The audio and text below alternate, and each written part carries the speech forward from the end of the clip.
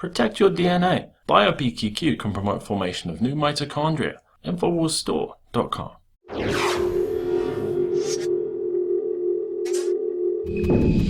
An article from Wired magazine says scientists are just as confused as you are about the ethics of big data research. Well, I'm not really confused about ethics.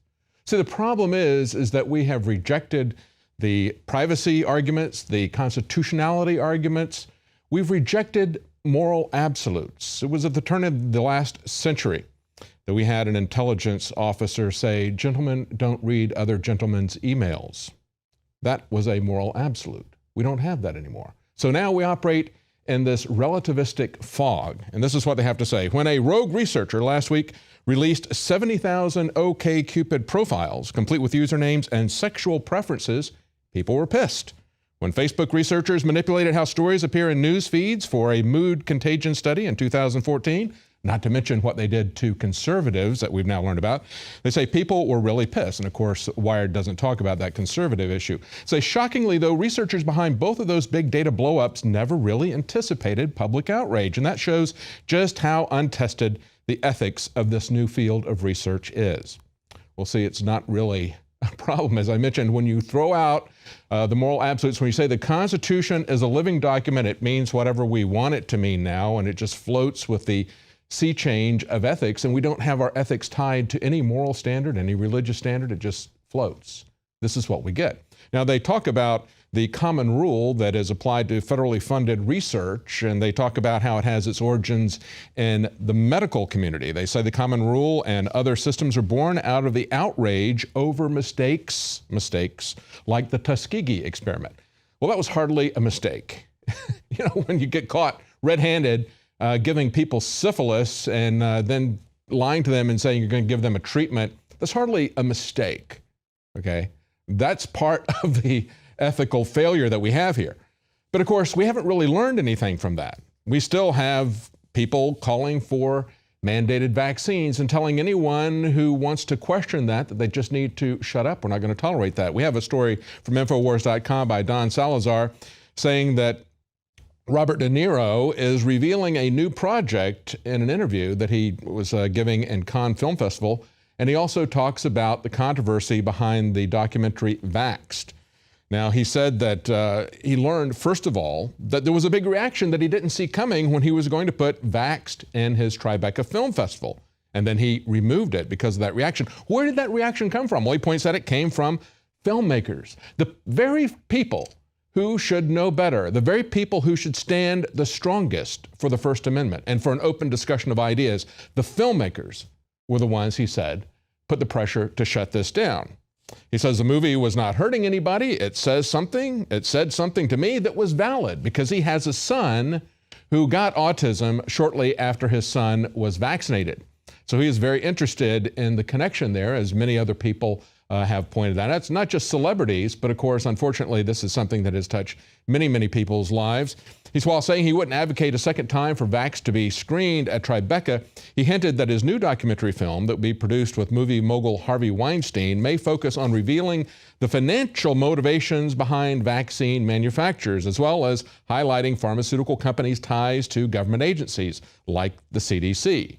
And De Niro said, there's big, big money in vaccines that the CDC will put out there and mandate for people. Of course, there's a profit motive. And let's hope that he looks at that and gets people to say that, you know, just because the CDC or the government says that something is okay, doesn't make it okay. There's such a thing as regulatory capture. There's also such a thing as being bought off by big money interest. And there's also such a thing as gagging people. You know, earlier today on the radio show, we talked about how Tom Brokaw, former anchor of NBC News, when we got all of our news through just 3 sources, said at a commencement exercise in the University of Mississippi, if we have more guns, more firearm tolerance will mean more homegrown acts of terror. See, that's what we saw when we just had those 3 networks. They were skewing the information. Look at what we learned this weekend. This article via the Drudge Report points out how U.S. companies are concentrating the cash with just the largest companies owning 1/3 of all the cash that's out there held by companies other than banks. They point out that just 5 tech companies hold $500 billion in cash between them, which is a third of the $1.7 trillion on the balance sheets of non-banks. Now, these 5 companies are Apple, Microsoft, Alphabet, which is Google, Cisco, and Oracle. So they've got $500 billion. The next $600 billion is the next 45 largest companies. Think about that. 5 companies have $500 billion. The next 45 companies combined have as much as those 5 companies. And then the rest of all the corporations have another $600 billion. So you got $500 billion by 5 companies, $600 billion by the next 45 largest, and $600 billion by the rest of the corporations in the United States. That's the kind of concentration of power that we're looking at. And of course, we've pointed out in the past that just 5 media giants control 90% of everything you hear.